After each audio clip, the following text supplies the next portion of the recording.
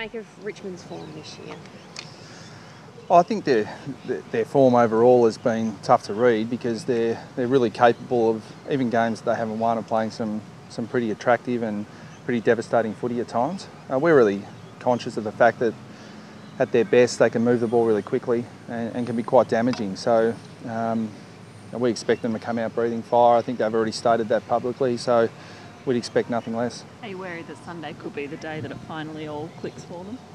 Always, but I can make a case for every side in the competition. So we go through the same process of match committee and looking at the opposition. And Richmond, when you have players of the calibre of Cochin, Deledio, Rewalt, Martin, Hooley, I mean, they're really capable players and have proven that over time. So we're going to have to be at our best to get the result. And will you have Lindsay Thomas this week? Well, we think so. We're really confident. We'll be really cautious today at training, but we expect him to play. Everything's really positive, but we'll be cautious with him at training today and give him a final run Saturday morning to make sure. But we're really confident he'll play. So definitely named. Yeah, he'll be named. Yep. Nathan Grama. Touch and go. He'll be because he's missed a bit more footy. He's really going to have to train well. So either he trains really well, we'll name him, but if he doesn't, we won't name him. So it'll be cut and dry. By the time we announce the team tonight. Brad, there's pressure every week, obviously, in AFL footy, but is there extra sort of different pressure this week, given the inconsistency, needing to string a couple of wins together? Oh, not really. I think that the pressure's on us to become a good team, and good teams are consistent. Good teams do it regardless of circumstance, and we haven't been able to prove that yet. So that's our challenge.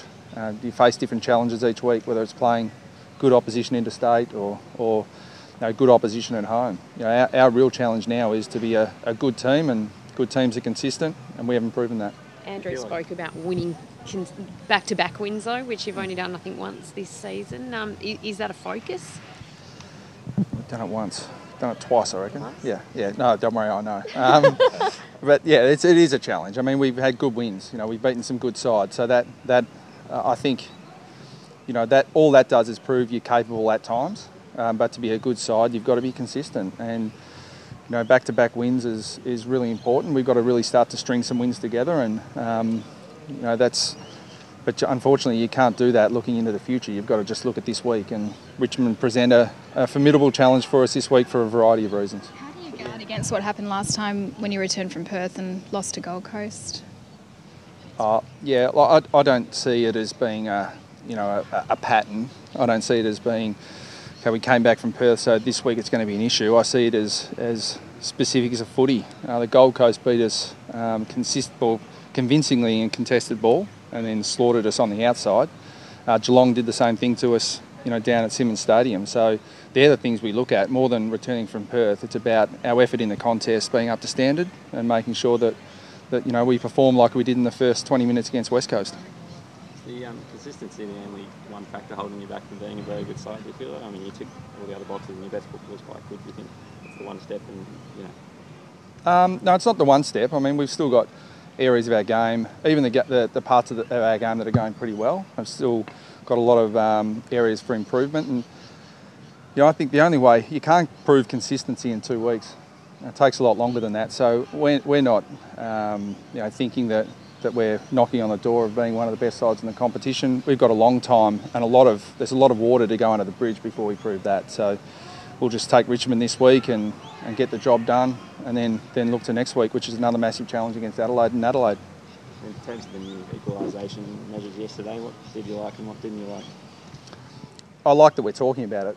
I think it's a first step. It's by no means the final step. I think the big clubs successfully negotiated what they wanted. They knew there was going to be something done, and they wanted to make sure that it wasn't as significant as it probably needed to be. But it's a step. It's a step in the right direction. We've just got to make sure as an industry it's just one step in the right direction. I don't think anyone is saying that this is going to be the answer and we're going to fix the problem of equalisation, but it's a step in the right direction, albeit a small one. You're talking about a cap on, soft cap on footy departments, Yeah, and we'll take probably a couple of years to see what revenue that does produce and how the big clubs look to probably work their way around that, and then once we've got a clearer picture of revenue, then we'll take more steps. But the most important step is always the first one, and we've taken that now, so it's good for the industry. Do you think a hard cap could have functioned realistically? Oh, look, to be honest, I mean, I think the concept of equalisation I'm really interested in, but the specifics around the mechanics I leave more to the people whose job it is to look after that. And that's Carl Delena and James Brayshaw from our club. How would you assess Drew Petrie's season so far? Yeah, I think that he's by his own standards, he's probably a bit below, his all-Australian level. But it sounds a bit cliched, but I challenge you to find a better pressure player at his size in the competition. I heard Paul Roos talk about Chris Dawes. We rank Drew Petrie, up there as well with his defensive pressure. And if you look at our games really closely, you'll see just the example that Drew sets in our forward half, and has been absolutely exceptional. And he's probably three players that have given him some grief, some good strong fullbacks from some clubs last year. He's convincingly beaten this year. So on one hand, he's probably not kicking the easy goals, but he's getting a hold of the opponents that have probably beaten him in the past. Does Majak hold his spot this week? Yeah, I suspect so. He's still. We're asking him to play a role, and it's really important that Majak stays focused on what we're asking him to do. He's providing great ruck support for Todd Goldstein, so structurally he's really important to us. And I think that third forward / backup ruckman, if you can have 8 or 9, 10 possessions, take a few contested marks and have a few shots at goal, you prove your worth to the team. So we'll keep coaching him, still a long way to go, but I'm really confident in what Majak's going to produce. How do you team like Richmond? Is it quite hard to know what to expect on the weekend? I mean, you look at the tape at the Geelong game and the Essendon game, two very different teams, aren't they? Yeah, we've been accused of that as well. So hopefully there's a bit of uncertainty for them in the way we're going to set up as well. But no, I'll look at the best, and Cochin I rate as just one of the absolute gun midfielders in the competition. He's ably supported by a lot of their other midfield, and Martin and Deledio and Hooley have been playing different positions, but are gun players. And no one has had the ball kicked to them more in the forward 50 than Jack Riewoldt. So he starts to get on top. He's as good a forward as there is going around. So we're preparing for their best, and we expect their best. Brad, the boys are wearing the Indigenous jumper again this week. Thanks for the question, Heath. No worries.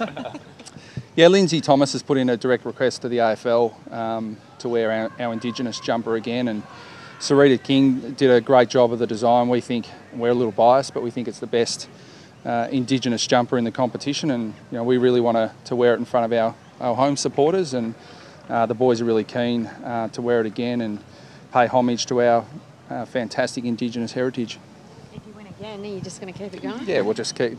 But look, I think it's an important round, and the round fell into state for us, which was fantastic for our Perth supporters. We've got a lot of supporters over there, but we'd like to wear it in front of our home supporters as well.